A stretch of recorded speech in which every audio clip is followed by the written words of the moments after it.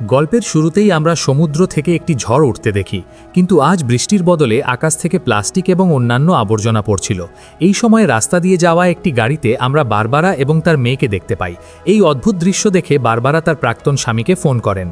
বাকলে phone তুলেই তাদের বললেন দ্রুত ফিরে আসতে, কিন্তু মাঝ রাস্তায় তারা ট্রাফিকে আটকে যান।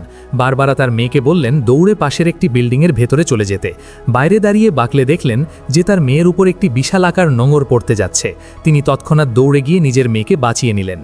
কিছুক্ষণ পর বারবারাও সেখানে পৌঁছান এবং পুরো পরিবার একত্রিত হয়। কর্তৃপক্ষের কাছে এই অদ্ভুত পরিস্থিতি ঠেকানোর কোনো উপায় ছিল না। সবাই শুধু আকাশকে প্লাস্টিকের আবর্জনায় ভরে যেতে দেখছিল।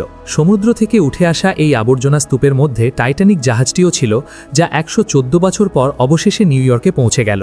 এই সব অদ্ভুত ঘটনা শুরু হয়েছিল যখন কিছু জেলে সমুদ্রে মাছ ধরতে গিয়েছিলেন, কিন্তু তারা জাল ফেলতেই মাছের সাথে সাথে একটি সামুদ্রিক প্রাণীও তাদের জালে ধরা পড়ে। এরপর আমরা বাকলেকে দেখি, যে সমুদ্রের তেল নিঃসরণের খবর পায়। তাকে ব্রিটিশ ফৌজের সাথে মিলে পরিষ্কারের কাজ করতে হতো। মিশনের জন্য যাবার পথে এসে লন্ডন হয়ে যায়, যাতে তার মেয়ে কার্বিকে তার মায়ের কাছে নিরাপদে পৌঁছে দিতে পারে। নিজের মেয়ে এবং প্রাক্তন স্ত্রীকে বিদায় জানিয়ে সে সার্জেন্ট হেনার সাথে বিমানবন্দরে যায় এবং মিলিটারি প্লেনে চড়ে বসে। শীঘ্রই সে একটি গোপন জায়গায় পৌঁছায়, যেখানে সেই দানবটির মৃতদেহ রাখা ছিল। সেখানে জানা যায় যে এই প্রাণীটি সমুদ্রের তীর থেকে প্রায় 3 মাইল দূরে পাওয়া গেছে। জেলেরা যখন দানবটিকে জাল থেকে বের হতে দেখে, তখন তারা সেটিকে গুলি করে মারে এবং ইন্টারনেটেই এর দেহ বিক্রি করার চেষ্টা করে। কিন্তু কর্নেল সঠিক সময়ে ব্যবস্থা নেন, ঘটনাটি গোপন করেন এবং দেহটি কিনে নেন, যাতে আর্মি সেটি নিয়ে গবেষণা করতে পারে। পিয়ার্স বলতে শুরু করেন যে এই ধরনের সামুদ্রিক প্রাণীদের কথা প্রাচীনকালের গল্পগুলোতে পাওয়া যায়। এদের প্রজাতিকে হোমো অ্যাকুয়া বলা হতো। বিজ্ঞানীরা যখন দেহটি পরীক্ষা করেন, তখন তারা প্রাণীটির গলার নিচে একটি মুক্ত খুঁজে পান, ঠিক তেমনই যেমনটা আগের নমুনাগুলোতে পাওয়া গিয়েছিল। সমুদ্রের নিচে বসবাসকারী এই প্রাণীদের সাথে যোগাযোগ করার জন্য সেনাবাহিনী পাহাড়ে ক্যাম্প স্থাপন করে এবং একটি মেশিনের মাধ্যমে সিগন্যাল পাঠায়। অন্ধকার হওয়ার পর যখন সবাই ঘুমিয়েছিল, তখন মর্গান এবং সারাকে সেই হোমো অ্যাকুয়ার দেহটি পাহারা দেওয়ার দায়িত্ব দেওয়া হয়। রাত প্রায় 2:30 দিকে দুজনেরই মনে হলো কিছু একটা গড়বড় আছে। হঠাৎ মাটি পানিতে ভরে যেতে শুরু করে এবং সারা সামনের দিকে এগোতেই দেবে যেতে থাকে। মর্গান তাকে বাঁচানোর চেষ্টা করে হাত বাড়িয়ে দেয়, কিন্তু কোনো কিছু সারাকে সজোরে নিচের দিকে টেনে নিয়ে যায়। কয়েক সেকেন্ডের মধ্যেই মর্গানও একইভাবে নিচে চলে যায়। নিচে তলিয়ে যাওয়ার আগে সে সাহায্যের জন্য কল করেছিল, কিন্তু বাকি সেনারা সময় মতো পৌঁছতে পারেনি। একই সঙ্গে সেই মৃতদেহটিও চুরি হয়ে যায়। তখনই অ্যালার্ম বেজে ওঠে এবং সব সেনা সদস্য উঠে দেখতে আসে। জেনারেল যখন তাঁবুতে পৌঁছান, তখন তিনি মর্গান এবং সারাকে কোথাও খুঁজে পেলেন না। তিনি যখন রেডিওতে তাদের সাথে কথা বলতে চাইলেন, তখন দেখা গেল রেডিওটি মাটির নিচে পড়ে আছে। সেই দানবগুলো চলে যাওয়ার পর মাটি আবার শক্ত হয়ে গিয়েছিল। পিয়ার্স যখন নিচু হয়ে পরীক্ষা করছিলেন, তখন তিনি মর্গানের হাত খুঁজে পান। সেই মুহূর্তে বাকলে বুঝতে পারল যে তাকে অত্যন্ত বিপজ্জনক একটি মিশনে পাঠানো হয়েছে। সে জিজ্ঞেস করল এটা কোন ধরনের প্রাণী। হেনা জানাল যে তাদের টিমের কাজই হলো এসব অজানা প্রাণীদের সাথে যোগাযোগের চেষ্টা করা। কিন্তু এই হোমো অ্যাকুয়া কোনো ভিন গ্রহের প্রাণী নয়, তারা মানুষেরও আগে থেকে পৃথিবীতে আছে এবং হাজার হাজার বছর ধরে সমুদ্রের নিচে ছিল। কিন্তু এখন তারা আবার জেগে উঠেছে এবং এই গ্রহকে নিজেদের দখলে নিতে চায়। সেই রাতে সেনাবাহিনী একটি হোমো অ্যাকুয়াকে সমুদ্র সৈকতের দিকে আসতে দেখে। জেনারেল তার সৈনিকদের বন্দুক নিচে নামাতে বলেন, কারণ তিনি কথা বলতে চেয়েছিলেন। ট্রান্সলেশন ডিভাইসের সাহায্যে পিয়ার্স সেই প্রাণীটির সাথে কথা বলেন এবং তাকে একটি মিটিংয়ের জন্য ডাকেন। প্রাণীটি অত্যন্ত রাগান্বিত ছিল, কারণ তার এক সঙ্গীকে জেলেরা মেরে ফেলেছিল। এর উত্তরে পিয়ার্স বলেন যে তিনিও তার 2 সৈন্যকে হারিয়েছেন। এরপর 2 পক্ষ একটি শান্তি চুক্তিতে সম্মত হয়, যাতে একে অপরকে মারা বন্ধ করে। চুক্তির পরেও সেই মাছ মানবটি বলে যে আমাদের লোকেরা আর লুকিয়ে থাকতে চায় না। সেই মুহূর্তেই সারা বিশ্বের মানুষ প্রথমবারের মতো হোমো অ্যাকুয়াদের সামনে আসতে দেখে। তাদের দাবি ছিল তারা মানুষের আগে থেকে এখানে আছে এবং এই পৃথিবী তাদেরও। 2 প্রজাতির মধ্যে প্রথম আনুষ্ঠানিক বৈঠক লন্ডনে অনুষ্ঠিত হয়। এই মিটিংয়ের জন্য ওয়াটারওয়ে নামক একটি ব্রিজ তৈরি করা হয়েছিল, যা স্থলভাগ এবং জলভাগকে সংযুক্ত করে। সবাই যখন নিজ নিজ জায়গায় পৌঁছে যায়, তখন কেট ইঞ্জিনিয়ারদের ওয়াটারওয়ে চালু করার নির্দেশ দেন। হোমো অ্যাকুয়াদের সাথে আরও 3টি অদ্ভুত প্রাণী এসেছিল, একটি বড় মাছ, একটি মৎস্যকন্যা এবং একজন মানুষের মতো দেখতে নারী। খুব অল্প সময়ের মধ্যেই সল্ট মানুষের ভাষা শিখে নেয় এবং অ্যাম্বাসেডারের কথা বুঝতে শুরু করে। মিটিংয়ের শুরুতে সল্ট জানায় সে কেন নিজে এসেছে।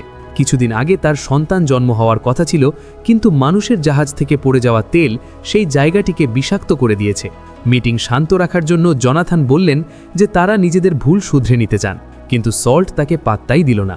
সে পরিষ্কার জানিয়ে দিল যে সে কেবল বার্কের সাথেই কথা বলবে, কারণ বার্কই একমাত্র মানুষ ছিল যে মৃত হোমো অ্যাকোয়ার প্রতি সম্মান প্রদর্শন করেছিল। কেন হোমো অ্যাকোয়ারা বার্কলেকে তাদের অ্যাম্বাসেডর হিসেবে চায় তা জানার জন্য কেট তাকে জিজ্ঞাসাবাদ করেন এবং তার জীবনের প্রতিটি ছোটখাটো ঘটনা খতিয়ে দেখেন। জনাথনকে দুই প্রজাতির মধ্যে অ্যাম্বাসেডর বানানোর চেষ্টা ব্যর্থ হয়, কারণ সল্ট শুধু বার্কের সাথেই কথা বলতে চেয়েছিল। তাই তাদের ইউনিটের প্রেসিডেন্ট বার্ককে বললেন, আমি তোমাকে এই সুযোগের জন্য তৈরি করব। যে হোটেলে বার্ক কয়েকদিন থাকার কথা ছিল সেখানে গিয়ে সে দেখল কড়া নিরাপত্তা ব্যবস্থা।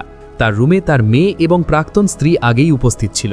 বারবারা যখন জানতে পারল যে বার্ককে হোমো অ্যাকোয়াদের সাথে আলোচনার জন্য বেছে নেওয়া হয়েছে, তখন সে চমকে উঠল।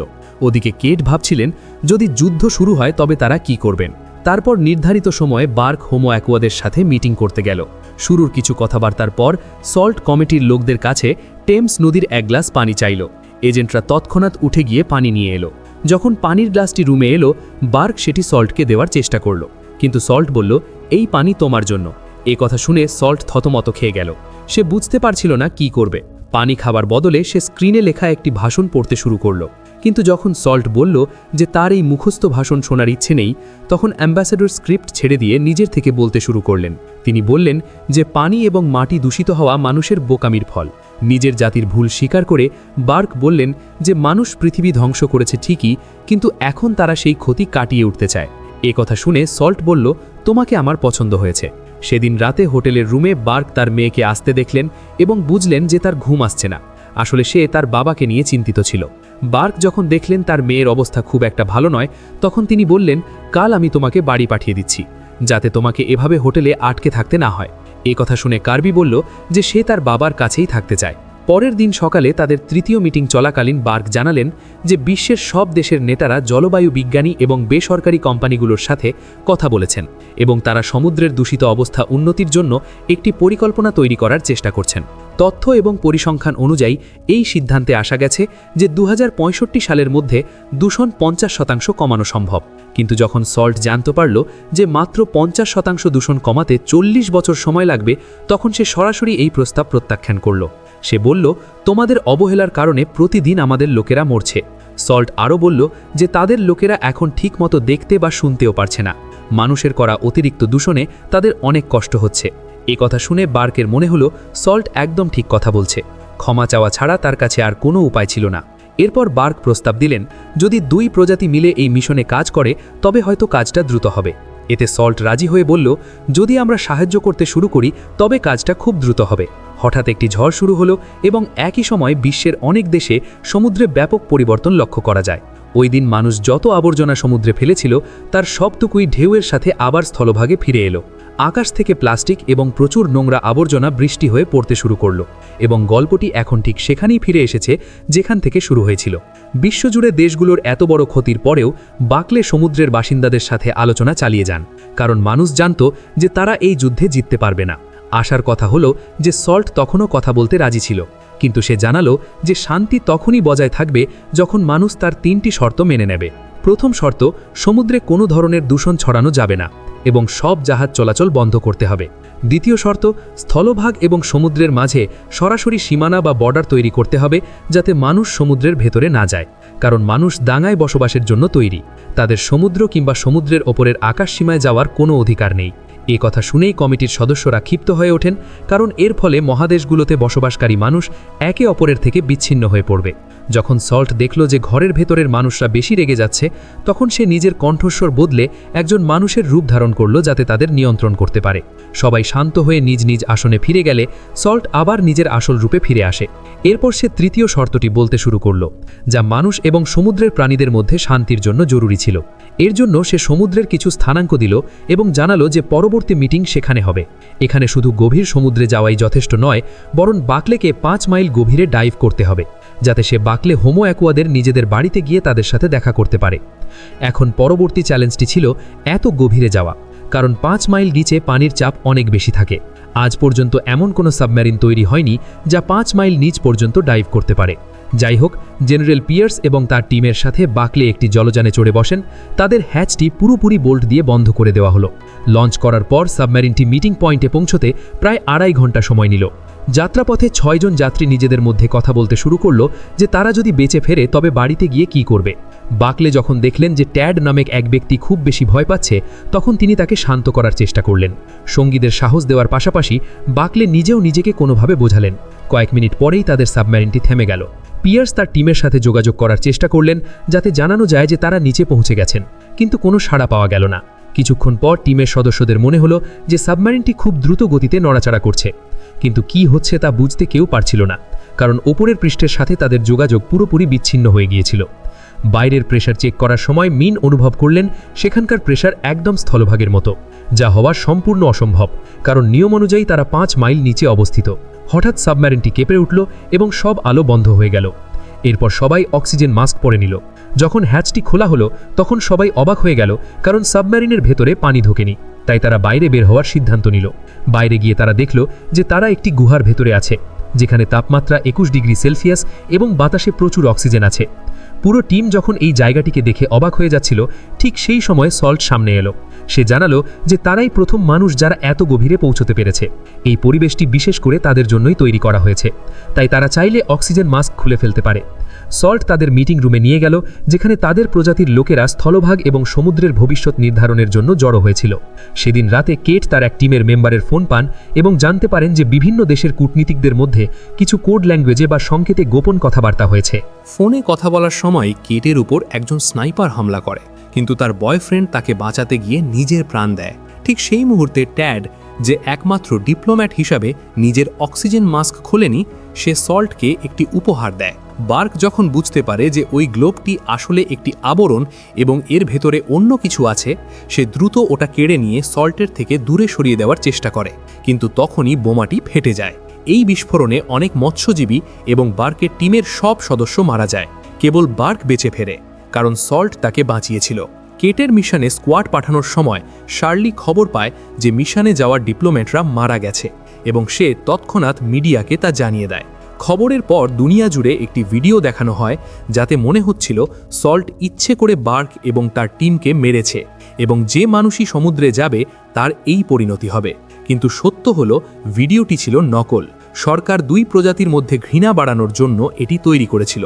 খুব দ্রুতবেগে সমুদ্রের উপরিভাগে ভেসে ওঠার সময় সল্ট দেখে যে বার্ককে বাঁচানোর জন্য হেলিকপ্টার পাঠানো হয়েছে। বার্ক তীরে পৌঁছেই জানায় যে বিস্ফোরণের পেছনে ট্যাড দায়ী ছিল। কেট বার্কের কথা বিশ্বাস করলেও জানায় যে তাকে সল্টকে জিজ্ঞাসাবাদ করতে হবে। আপাতত সল্টকে বন্দি করা হয়। কেট দ্রুত তদন্তে নামে যে কে ওই লোকটিকে টাকা দিয়েছিল। জানা যায় লোকটির স্টেজ 4 ক্যান্সার ছিল এবং সে এই মিশন পূরণ করতে যে কোনো কিছু করতে পারত। সল্টের বুদ্ধিমত্তার কারণে তার প্রজাতির ওপর দোষ টেকেনি ঠিকই, কিন্তু তাকে একটি স্টিলের বক্সে বন্দি করা হয়। নিজের বন্ধুকে ল্যাবে আটকে রেখে তার ওপর পরীক্ষা নিরীক্ষা চালানো হবে জেনে বার্ক ব্যবস্থা নেয়। সে একটি ট্রাকের চাবি নিয়ে গাড়িটি রিভার্স করে বক্সটিকে নদীতে ফেলে দেয়। সল্ট মুক্ত হওয়া মাত্রই বার্ক নিজেও পানিতে ঝাঁপ দেয় এবং সল্ট তাকে বাঁচায়। সেদিন রাতে হোমো একুয়ারা ইম্পিরিয়াল হাউসে একটি নতুন মিটিং ডাকে। এবার সল্টের বদলে টাইড নামের একজন সমুদ্র মানব আসে। সে বলতে থাকে যে মানুষ এত পাগল কিভাবে হলো যে তারা বিস্ফোরণে নিজেদের লোককেই মেরে ফেলল। কেট ক্ষমা চাইলে টাইড জিজ্ঞেস করে সল্ট কোথায়। সে জানায় যে সল্ট তাদের কাছে একজন বিশ্বাসঘাতক, কারণ নিজের স্বজাতির চেয়ে সে একজন মানুষকে বাঁচিয়েছে। সল্ট বার্কের সাহায্যে পালিয়েছে জেনে টাইড নির্দেশ দেয় তাকে খুঁজে বের করতে, না হলে আসল যুদ্ধ এবার শুরু হবে। পুরো শহর যখন তাদের খুঁজছিল, তখন সল্ট এবং বার্ক একটি পরিত্যক্ত গুদামে লুকিয়েছিল। কথা বলতে বলতে সল্ট জিজ্ঞেস করে কেন বার্ক নিজের জীবন ঝুঁকি নিয়ে তাকে বাঁচালো।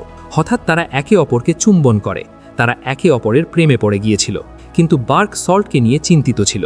সে সল্টকে সমুদ্রে ফিরে যেতে বলে, কিন্তু সল্ট জানত যে ফিরে গেলে তার নিজের লোকেরাই তাকে বিশ্বাসঘাতক বলে মেরে ফেলবে। বার্ক সিদ্ধান্ত নেয় তাদের শহর ছাড়তে হবে।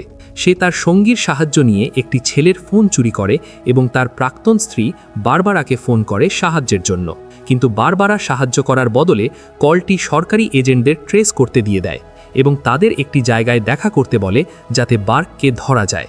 যখন বার্ক বুঝতে পারে তাকে ঘেরাও করা হচ্ছে, সে সল্টকে নিয়ে ব্রিজের দিকে দৌড়ে যায় এবং সেখানে তারা আটকা পড়ে। ঠিক সেই মুহূর্তে কেটের টিমের একজন সদস্য জানায় যে সল্টের বিরুদ্ধে দেখানো ওই ভিডিওটি ছিল নকল। একথা শুনে কেট তার সৈন্যদের পিছিয়ে যাওয়ার নির্দেশ দেন, কিন্তু জেনারেল গিন্সবার্গ জিদ ধরেন ওই নারীকে আটকানোর জন্য। যখন কেট বুঝতে পারেন জেনারেল সল্টকে মেরে ফেলতে পারেন, সে তখন নিজের টিমকে নির্দেশ দেন ব্রিটিশ সৈন্যদের দিকে বন্দুক তাক করতে। দুই সেনাবাহিনী যখন মুখোমুখি লড়াইয়ের উপক্রম হয়, তখনই সল্ট এক বিকট চিৎকার দিয়ে নদীতে ঝাঁপ দেয়। সেই রাতে হোমো একুয়ারা এমন এক অদ্ভুত শব্দ তৈরি করল যা সমুদ্রের ধারের সব কুকুরকে টেনে সমুদ্র সৈকতে নিয়ে এলো। এরপর তারা মাছ ধরার জাল ব্যবহার করে কুকুরগুলোকে ধরে নিয়ে গেল। পরের দিন যখন পশুগুলোর কথা জিজ্ঞেস করা হলো, তখন টাইড নির্লজ্জভাবে বলল যে তারা ওগুলোকে খেয়ে ফেলেছে, ঠিক যেভাবে মানুষ সমুদ্রের মাছ খায়। স্যাটেলাইট ইমেজ থেকে বিজ্ঞানীরা জানতে পারলেন যে হোমো একুয়ারা আসলে হিমবাহ গলিয়ে দিচ্ছে। যদি এভাবে চলতে থাকে তাহলে অ্যান্টার্কটিকা প্রতি বছর 300 বিলিয়ন টন বরফ হারাবে। এর ফলে সমুদ্রের উচ্চতা 1600 ফুট বেড়ে যাবে এবং প্রায় সব মানুষ ডুবে মারা যাবে। জনাথন তখন টাইডের সাথে কথা বলে মানব জাতিকে বাঁচানোর পথ খুঁজতে চাইলেন। টাইড সাফ জানিয়ে দিল যে পৃথিবীকে পুরোপুরি ঠিক করার জন্য মানুষের হাতে মাত্র 5 বছর সময় আছে। এর মধ্যে ক্ষতিপূরণ না হলে পুরো মানবজাতিকে নিশ্চিহ্ন করে দেওয়া হবে। সে কড়া গলায় বলল, তোমরা এই পৃথিবীতে বেঁচে থাকার যোগ্যই নও। ওদিকে কর্তৃপক্ষ বার্কলিকে নিয়ে কি করা হবে তা নিয়ে দ্বিধায় ছিল এবং তাকে একটি হোটেল রুমে নজরবন্দি করে রাখা হয়েছিল। একদিন খাবার খাওয়ার পর বার্কলে অজ্ঞান হয়ে গেলে তার রুমে কিছু বিজ্ঞানী ঢুকে পড়ে। তারা তার শরীরে একটি ইনজেকশন দেয় এবং আঙুলের ছাপ নিয়ে নেয়, যাতে পরে তাকে কোনো মিথ্যে অভিযোগে ফাঁসানো যায়। বিজ্ঞানীরা চলে যাওয়ার পর বার্কলের জ্ঞান ফেরে এবং সে চুপি চুপি সমুদ্র সৈকতের দিকে যায় সল্টের খোঁজে। সূর্য ওঠার পর সল্ট সামনে এলে বার্কলে দৌড়ে তার কাছে যায়। সে বেঁচে আছে দেখে বার্কলে খুব খুশি হয়, কিন্তু সল্ট তার সাথে পালানোর বদলে বলল যে টাইডের সাথে নতুন করে শান্তি চুক্তি করো, না হলে তার জাত মানুষকে ধ্বংস করে দেবে। এটুকু বলে সল্ট বিদায় নেওয়ার আগে বার্কলেকে শেষবারের মতো চুম্বন করে সমুদ্রে ফিরে যায়। বার্কলে দ্রুত কেটের টিমের কাছে গিয়ে টাইডকে বার্তা পাঠানোর চেষ্টা করে, কিন্তু কোনো সাড়া পাওয়া যায় না। কিছুদিন পর সমুদ্রের উপকূলে লাখ লাখ হোমো একুয়াদের লাশ ভেসে ওঠে। পরীক্ষায় দেখা যায় তারা একটি ভাইরাসে আক্রান্ত, যা তাদের ফুলকা বন্ধ করে দেয় এবং তারা শ্বাস নিতে না পেরে ডুবে মারা যায়। আশ্চর্যের ব্যাপার হলো এই ভাইরাস শুধু হোমো একুয়াদেরই মারছে, অন্য সব সামুদ্রিক প্রাণী একদম ঠিক আছে। কেট বুঝতে পারেন এটি মানুষের তৈরি কোনো জীবাণু অস্ত্র এবং তিনি লজ্জিত হন কেন আগে এটি বুঝতে পারেননি। সেদিন সমুদ্রের গভীর থেকে সাহায্যের সংকেত আসে এবং বার্কলেকে আবার মিটিংয়ের জন্য ডাকা হয়। যখন সে জানতে পারল সল্ট তার সাথে কথা বলতে আসছে, সে খুশিতে কেঁদে ফেলে। ঘোষণা করা হলো যুদ্ধ শেষ। সল্ট জানায় তাদের জাতের মাত্র 10% এখন বেঁচে আছে। সে বলে যারা এই কাপুরুষপূর্ণ হামলা করেছে, প্রকৃতি নিজেই তাদের শাস্তি দেবে। দুই জাতির মধ্যে পুনরায় সম্পর্ক স্থাপনের জন্য কেট একটি বিশেষ জায়গা বেছে নেন। তিনি জানান যে তারা বিশ্বের সবচেয়ে গভীর সমুদ্রের অংশে থাকতে পারে, যেখানে মানুষের কোনো দূষণ পৌঁছাতে পারবে না। যাওয়ার আগে সল্ট তাদের জাতের দুঃখের কথা জানায়। সে বলে যে তারা যুদ্ধ শেষ করছে কারণ যারা বেঁচে আছে তারা মানুষের কুটিলতা দেখে খুব ভয় পেয়েছে। তারা মানুষের সাথে পারবে না কারণ মানুষের মতো ধূর্ততা তাদের স্বভাবে নেই। হোমো একুয়ারা চলে যাওয়ার সাথে সাথেই গ্রেট হলের গ্লাস প্যানেলে ফাটল ধরতে শুরু করে। সবাই প্রাণ ভয়ে পালাতে থাকে। বার্কলে শান্ত হয়ে নিজের মৃত্যুর অপেক্ষা করছিল, কিন্তু হেনা তাকে বাঁচিয়ে নেয়। পরে কেট বার্কলের মেডিকেল রিপোর্ট দেখে জানতে পারেন যে বার্কলের ডিএনএ বদলে গেছে, তার জিন এখন হোমো একুয়াদের মতো হয়ে গেছে। কেট সিদ্ধান্ত নেন বার্কলেকে সমুদ্রের কাছে নিয়ে যাওয়ার, যাতে সে সল্টের দেখা পায়। সল্টকে চুম্বন করার পর হঠাৎ বার্কলের গলার নিচে ফুলকা গজিয়ে যায়, যা দিয়ে সে পানির নিচেও শ্বাস নিতে পারে। এখন তার নিজের ভাগ্য বেছে নেওয়ার সুযোগ ছিল এবং সে সল্টের সাথে সমুদ্রেই থেকে যাওয়ার সিদ্ধান্ত নেয়। এইভাবেই গল্পটি শেষ হয়।